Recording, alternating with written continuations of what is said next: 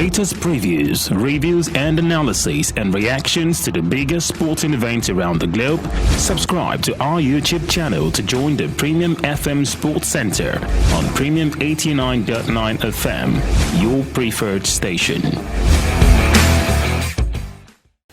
A warm welcome to another edition of Premium Sports Center. It's live on your preferred station, Premium 89.9 FM. Don't forget, for more like this, do well to subscribe to our YouTube channel. I'm Raymond Eta. Welcome aboard, and I'm being joined today by the reliable hands of Ikobong Dialabasi. Welcome. Thanks for joining us. Raymond, thank you very much. And Marizona's here at Sports Center as well. Welcome. Thanks for joining us as well. Yeah, thank you very much, Raymond. On the course of the show, we will be looking at Nigeria's dismal performance against the Central African Republic in the third match in a series of games for the qualification of the 2022 World Cup in Qatar. Nigeria were beaten by the Central African Republic by a goal to nil. A goal that came late on in the encounter. We'll tell you about that as well. We also look at the other match in the group where Cape Verde beat Liberia, and the results of matches played across World Cup qualification in Africa, Europe, and of course the UEFA Nations League, where France came from behind to do the unthinkable, beating Belgium 3-2. We also quickly nip in the latest from boxing as we look forward to Tyson Fury versus Deontay Wilder this weekend, and the latest ahead of the Turkish Grand Prix.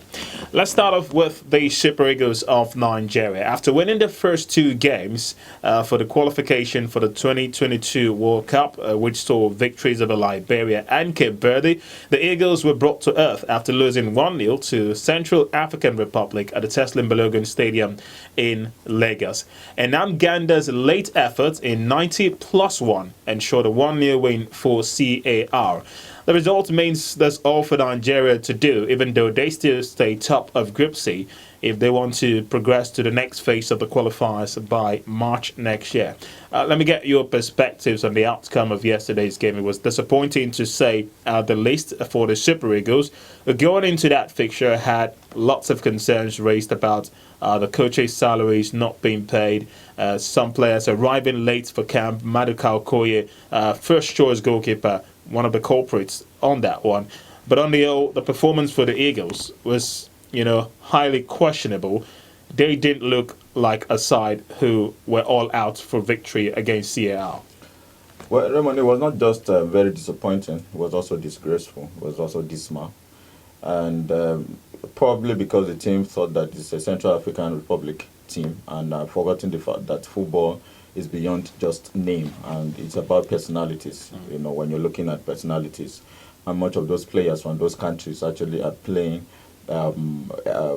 in top form, whatever league they are playing. And so you look at it, you look at the pedigree of the team's coach, your opponent team's coach. Well, I can remember in the one of the last Nations Cup where we played against Madagascar, we never thought that Madagascar can do anything. And we lost on that second match against them, and that was a wake-up call for us. And I also think that that's exactly what happened in the Super Eagles camp. And they were overwhelmed. They were thinking that the Central African Republic, and probably together with the coaching crew, that it's a Central African Republic, and just throwing the players like that. Now, when you look at the match yesterday, it totally exposes what I have always been saying. Ganadro is not a coach for us. What has he achieved? He coached Niger Republic, he has coached Nantes in France, and when you look at his pedigree and everything, he has never achieved anything as a coach. Some people are celebrated. I've always been against people who have celebrated the fact that he took us to the third place in the Nations Cup, the last Nations Cup, and I ask myself, is that where Nigeria belong? After winning African Nations Cup like 3 times, is that where we belong? No, that's not where we belong. And so for me, yesterday, it exposes that the coach is inept. Fine, you didn't have your key players. Wilfred Ndidi was not there. Alex Iwobi was not there. You didn't have a table who is always working very hard in the midfield. But in the middle of the park yesterday, I didn't see anything happen. Yes, Frank Onyeka is relatively new, and coming into African football is not something easy for him. And you have to understand that the core players of the Central African Republic are Africans, and they play around Africa, and they understand the African football very well, which is something Nigeria were used to at the time past, in the days of Okocha and the rest. So for me yesterday, it was a wake-up call, both for NFF. It's not an excuse that we owe him. He knows already that we are owing him. He has been working through it. He has spoken several times that does not bother him. I've heard him speaking about that. So I don't think it's down to the salaries that were owed, but it's down to the fact that the coach tactical inept. Okay, for goodness sake, why was Paul Ebere still kept on the bench? This is somebody that's called consecutively for Genk, and so why wasn't he on the bench? Up to that point that even when Iheanacho was injured, I was thinking in my own thinking that is really the next person you should bring in, an attacking player of the Iheanacho kind of personality. Are you getting the point? And so that did not happen. There was no flow in the midfield between the midfield and the attack. Do you understand? And so it calls to question going to draw tactical acumen. And we hope that, yes, there has to be discipline in the team. But at some point, your first choice goalkeeper, irrespective of the fact that he came late, fine, there could be reprimand in the dressing room about it. But why did you come out to the open? What do you need to let us understand that disciplinary actions has to be told to them? But you can say it within the players. You can tell it among the players that this will not be tolerated. But for the fact that we need to execute this match and at home, I think that they should have started the first goalkeeper. But irrespective of that, it was a very poor performance. I hope that they have to do something about it in the next match. Carl Namganda's goal came late on in the match, and it was completely against the run of play, because even though the Eagles didn't muster enough chances up front, they still had a large share of possession. But it was a well-deserved victory all the same for CAR, considering how they set up. They came there with a game plan and were more contented with having Nigeria dominate more of the game, and then they were just contented with soaking up the pressure and hoping to hit the Eagles on the counter. And it paid off late on in the match. So was it a case of CAR being all too negative all through the course of 90 minutes until that goal came? Or was it just the fact that the Eagles were not so coordinated? Well, the truth is, Raymond, the Super Eagles team, I have always said, have no playing identity. And that boils down to the coach, as Coburn has said, because if you are a coach and you have a clearly specified playing identity, you definitely will not struggle against teams. Because even the games we win those games basically out of providence, or basically out of the fact that the teams are relatively weak, and then the opposite teams as well do not have any playing identity. When the Super Eagles face teams that have a clear-cut playing identity, they struggle. Like yesterday's game, CR came with a clearly defined playing identity. Sit back, soak the pressure, and then catch the Super Eagles on the break. That was clearly what they did, and it succeeded because they had an identity. That's basically the way they played. They parked the bus, made life very difficult for the Super Eagles attackers, and then Coach Genoro, as you said, had no plan B. Because, the hallmark of a coach is if your plan A is, in quote, if your plan A is being stifled, you bring in the plan B, and then you still get the win. But unfortunately, Coach Genoro was left clueless after he realized that the CAR team had neutralized his purported plan. So I think, for the coach, I think, first of all, it was a tactical problem because, we didn't have a plan B, and then Coach Genoro failed in his duty to, help us with the plan B to win that game. Because I believe that game should have easily been won if we had a playing identity, if we had a plan B as well. And then secondly, a personal problem as well, because I think these players, the Super Eagles players came into that game with the point of view of some certain level of dominance or authority, because they are 90 places above CAR in the FIFA World Ranking, so they didn't expect a stand competition from the CAR players, but they were shocked and they were stunned, so I think the Super Eagles players first of all deserve some certain level of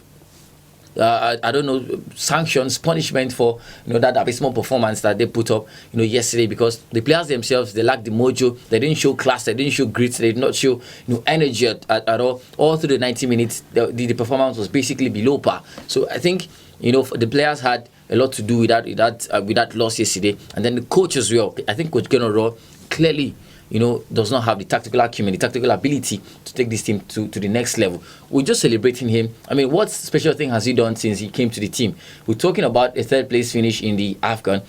A home-based coach won us the AFCON in 2013, Stephen Keshi. Oh. So what has he really done as a foreign-based coach? Because, if you take a look at the exploits, our most recent win has been an AFCON title. For retraining. Well, what training? What training? NFF are going to send him for retraining, so he has actually achieved something. We keep talking about trainings, but are we seeing dividends of the trainings he goes to get? $50,000 every month as a coach, away from the fact that he's not being paid, but that is massive money to not be a good team, to not put up good performances for a team that has ultra talents like Nigeria. Well, disappointing results for the Eagles. Also, a 40-year record smashed yesterday. It's the first time Nigeria has lost a qualifier at home since 1981. But the Eagles are firmly still in the driving seat, albeit just 2 points now ahead of Central African Republic, whom they face 3 days later. They go to Douala in Cameroon on Sunday for the reverse fixture. In the other match of the group, Cape Verde were 2-1 winners over Liberia. Is a result that has thrown Group C wide open, and it's there for the taking. Let's remind you about other results in the CAF qualification for the 2022 World Cup. Equatorial Guinea beat Zambia by 2-0. Tunisia beat Mauritania 3-0.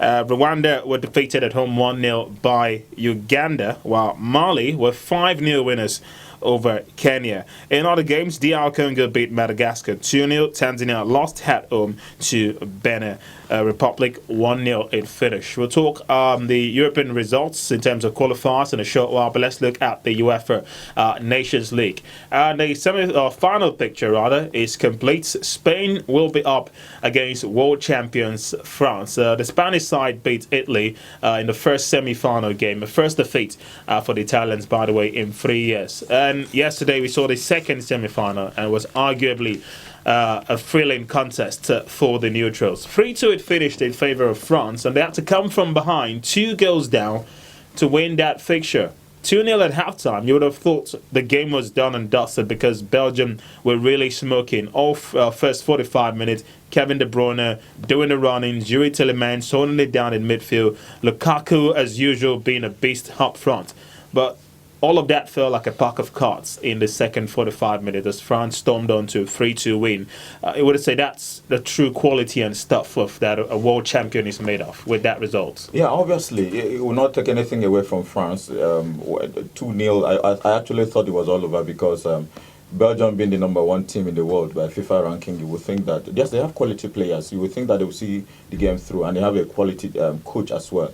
And also, I think a finalist of the Euros as well, and so I think that one would have thought that it's all over for France. But France, kudos to the fact that they came into the second half. They came in with a belief. They came in with the fact that we are the world champion. We can actually do this, and they have quality players. Let's not take that away from them. The likes of Pogba and the rest, and they have so much quality players. And so they came with that belief and said, "No, we can also do this. If they can score 2 goals in the first 45 minutes, we can also score 2 goals, and I can even go extra miles for it." And so I think it came down to tactics. It came down to what they believe, and do not forget that Benzema has returned to the side, and Benzema returning to the side, we know his pedigree at Real Madrid. We know the fact that he had issues with the team at the time passed, and the team, they have decided to forgive him. And look at, thankfully he's not a Nigerian, because in Nigeria they will never forgive you and bring you back to the Super Eagles. And so, but he came back to the team based on his performance at the club level, and he has done that very, very well and consistently. And so you saw him yesterday also saying that. So when you have the likes of those kind of players who have been at that level of defeat, they have suffered that kind of defeat before. They believe in themselves, so they could only come back and say, "Look, guys, we can do this in the second half," and they actually did that. And I think what went for them is that they took over the midfield. Because when you talk about Belgium is the midfield. Once you see that happen in Chelsea in recent games, once you're able to cut supply off from Lukaku. Lukaku is a very dangerous player, we know that. Once you're able to cut off the supply from, once you're able to hold on to De Bruyne, it's all over for the team. It happens in Man City as well. And so I think that's what France did in the second half. They took charge of the midfield, and that's why they're able to obtain that result. So it's a very good one. Stuff that comes from the world champion. The golden generation of Belgium reminds us of what we used to have with the Ivorians years back, having so much talent but yet failing to win trophies. The same fate is apparently befalling the world's number 1 team by virtue of FIFA rankings. Is it down to Roberto Martinez not being able to manage the crop of players at his disposal? I mean, what does this Belgium team need to do to convince everyone that they are the real deal, and more or less getting a trophy or 2? I think, first of all, it's a case of a near success syndrome, and the fact that they get complacent, at the very last minute. If you take your minds back to the 2018 World Cup, they reached the semi-finals where they lost to France by a goal to nil. I mean, they dominated that game all through to the around 80 minutes where, Samuel Umtiti scored the winning goal for France that gave them a chance to the finals. The same thing happened a couple of, months back in the UEFA Nations League, the first, the maiden edition. They looked like the favourites to win, and at some point they lost to Netherlands. So it's the same thing in this game. They defeated France in the first half, 2-0, and then in the second half, I think they got complacent, and then they basically, thought that it was over. They didn't want to play anymore, and then they were stunned in the second half. It was a game of two halves, and I think I fear for the golden generation, because Belgium are basically the only team who are top in the world without a major trophy, and that's particularly very sad for a team that has got the world's best players. We're talking De Bruyne, we're talking Eden Hazard, we're talking Dries Mertens, we're talking Lukaku.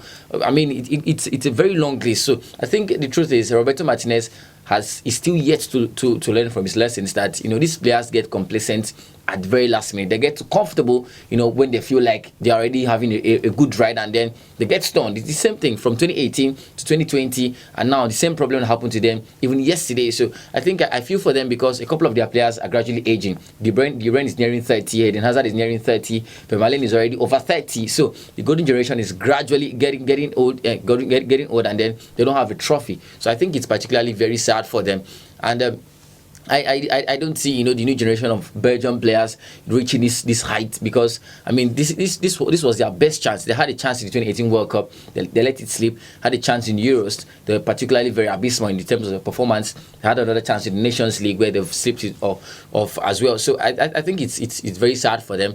And for Martinez, I mean, for a coach who has got so much pedigree, for a coach who is being pursued by Barcelona currently, I think he should have done better in trying to tell these players to always keep their focus and then stay on their toes until the very last minute. They didn't do that. That's basically why they are paying for it, and it's particularly very, very sad. When they crumble, it'll be like a pack of cards. A sad one indeed for the Belgians, but the final picture for the UEFA Nations League is complete. It will see Spain up against world champions France. But for UEFA World Cup qualification, we're seeing matches, of course, going down today. Czech Republic will be up against Wales. Estonia take on Belarus. Gibraltar up against Montenegro. Latvia face Netherlands. Turkey up against Norway.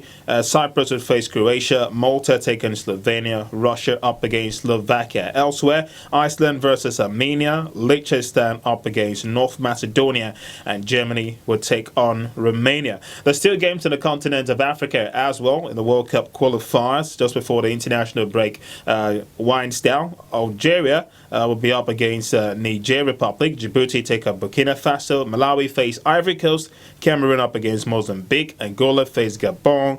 And Egypt are up against Libya. Those are games we would be seeing, of course, in midweek. Let's cross our attention now to talk boxing, and there's a huge bout to come later this weekend. Tyson Fury up against Deontay Wilder. It's the third time these two will be meeting inside the ring, the first of which ended in a draw. Tyson Fury won the second by unanimous decision, and after a clause in the contract, of course, called for a refight for a third time of action. We will see that bout go down later this weekend. It's a huge fight to look forward to, and this is coming on the back of Anthony Joshua's defeat to Usyk last time out. So everyone wants to see another world heavyweight bout as soon as possible. And the most important thing here is whoever gets to win this bout, of course, has a chance of challenging either Joshua or Usyk, depending on the outcome of the rematch between Joshua and Usyk, because we know they're both going to fight again next year, for the right to be the undisputed heavyweight champion of the world. Presently, Usyk owes all belts. The only other belt in the top division currently belongs to Tyson Fury. So it's not just any kind of match. It's arguably the most important match in boxing at the moment. Yeah, obviously, it is, because when you look at two of them meeting for the first time in December 2018, it ended in a draw, like you said, and the second time they met again, Tyson Fury actually took it upon in that particular one. So it's going to be a very interesting match this weekend, and going for the fact that anyone that wins in this is going to face either of Anthony Joshua next year or Usyk next year. So I think it's a very, very important and very, very, very interesting match for us to look up to. And a weekend full of boxing interest. For a lot of us who also love boxing. And then when you look at the statistics between the two of them, they're not far fetched from each other. You understand? Tyson Fury is a huge boxer. He has that pounce, and he has that pounce in him, and the punches that comes from him is also heavy. But then you also look at Wilder. Wilder is also a man that can take all of your punches. You understand? So those are the interesting things I want to see. They make us look up to this match this weekend, and then we're going to see the fight. We're going to see how the technicality is going to come from both boxers. And how far they can actually go. Because the last time they met, when the second time that Tyson Fury actually won, I think it was about the 7th round that he won that on a knockout. So it's going to be interesting to see whether to say, okay, this time around, let's see what's going to happen. Let me see what you can also punch out. Let's see how far we can go. So that's what makes it very interesting this weekend. Do you believe Tyson Fury when he says is not so passionate about holding titles? He just wants to fight. And then you have a Deontay Wilder. Don't forget, like we said, the first bout ended in a draw. And the second bout, of course, went to Tyson Fury. But Deontay insisted at the end of that fight that he still had the energy to have continued. Although the referee on that case decided he probably had enough. But he insisted in the post-match conference that he would have wanted to continue fighting, even when he was apparently beaten blue-black. So both of them seem to want to own the bragging rights going into this weekend's bout. So which way do you think it's likely to go? Well, first of all, I think it will be an interesting game. We're talking from a neutral perspective. First of all, in the second game where Tyson Fury defeated Deontay Wilder, I mean, Wilder blamed everything and everyone except himself for that loss. He blamed his assistant, for throwing in the towel. And then he also blamed the fact that he gave some conspiracy theories that Tyson Fury had tampered with his boxing gloves and all of that. He even blamed his costume, the costume that he wore into the ring, that it actually was heavy, too heavy for him and all of that. He has refused, to accept the fact that he was duly beaten, by Tyson Fury. And I think this last game would definitely set all of that and then put all of that issues to bed. But I think Tyson Fury, first of all, he's a fighter that inspires a whole lot of people. He came back from alcohol addiction and then he came back to the ring, and then here he is a title winner just after less than 3 matches and all of that. And then for Wilder, before Tyson Fury came into the picture, Wilder was one of the best boxers around. He had a 42 win a record with 41 knockouts and then just a draw, and that draw was basically the Tyson Fury draw, and then a loss as well. So before Tyson Fury came in, he was one of the best boxers around until Tyson Fury came in. So I'm expecting this particular match to be an exciting one. We're talking from Tyson Fury perspective, because he always due to the fact that he's back and then he's back on his feet, there have been talks about Tyson Fury fighting Anthony Joshua and all of that. And then Deontay Wilder, on the other hand, wants to get that right to fight the winner of the unified heavyweight title, just to become the undisputed champion of the world and all of that. So the game, away from the financial, benefits at stake, I think pride is also at stake, because if Tyson Fury wins this game, he'll definitely shut the mouth of Deontay Wilder for good. And then if Deontay Wilder wins, we're waiting for another series of excuses. Exactly. If Deontay Wilder wins and Deontay Wilder wins finally, it'll also put a question mark as to how Tyson Fury won Deontay Wilder in the second match. So there is so much at stake in this game, and I believe that both boxers understand that pride is at stake in this particular game, and then a chance to become a world heavyweight champion is also at stake. So definitely this game is bigger than what we think it is. A big fight indeed to look forward to. And this weekend, we'll monitor that and hopefully bring you some update next time on Sports Center. A quick update in Formula One. Lewis Hamilton will have a 10-place grid penalty at this weekend's Turkish Grand Prix after receiving a penalty for using too many engine parts. Don't forget, Hamilton is 2 points ahead of nearest rival Max Verstappen with few races left before the season actually ends. And Mercedes have taken a footpath, which is one more than was actually permitted, to reduce the risk of Hamilton suffering a failure during the tight championships running. So from what we know, he will be, of course, having a 10-place grid penalty this weekend. We'd like to wrap up with some football updates, and I get your thoughts on this quickly. The one big news around the football world is usually centered on Tyneside, where there's a new ownership at St. James's Park. The Saudi-backed takeover of Newcastle United has been complete. And at the moment, in the twinkle of an eye, Newcastle United is the richest club in the world. It looks like magic, but that's the truth right now. So a lot of talk now about the balance of the Premier League likely to change with more and more money and more investments coming in now. So we're expecting changes at Newcastle, likely from next season. Who knows? A new manager, that's if Steve Bruce is not fired in the ongoing campaign. Star players arriving at Newcastle. Sooner or later, they will be talking European football, challenging for titles. You feel that's a welcome development, or football is really being threatened by the fact that there's way too much money being invested now? Oh, I've always said football is about business, and as far as England is concerned, that's the priority for them. They want more investment in their league.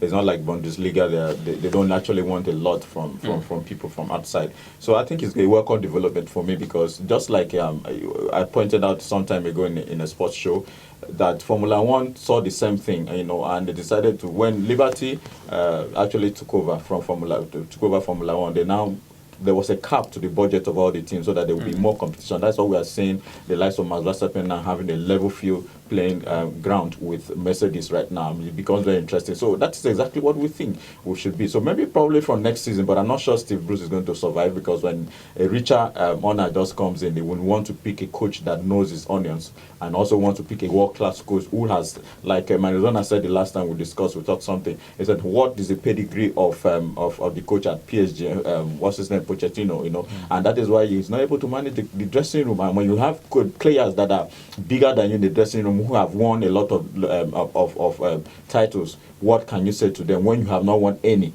And so I think in Newcastle, as a new owners are coming in, that's exactly what is going to happen. So they're going to splash a lot of cash. The competition will be higher. Indeed. Quickly, balance in the Premier League likely to shift or not?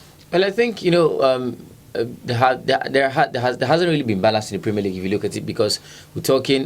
Usually we used to have the big four, move to the big six, well, and so on. If we're talking about the big six, Tottenham are in the big six, and then they're playing in a competition that might be likened to the NPFL. So I think yeah, absolutely. If you're talking about balance, in terms of a level playing field, I think every Premier League team has a chance, because if not, we wouldn't see teams like Southampton battling out with Manchester City and almost defeating City. So I think it's a case of the fact that money comes into place when we talk about the Premier League. And then for you to become a big team, definitely you have to have some money, because definitely lately it's about money, and then how you can sign big players, because players don't come in cheap anymore. So I think for Newcastle, it's a welcome development for them, especially for the fans, because sooner or later I'll start talking about Newcastle playing in the Champions League, in the Europa League, which will be a delight for the fans as well. And I think, I feel for Steve Bruce, because now, just as Ikobong said, pedigree will come into play. How many trophies have you won?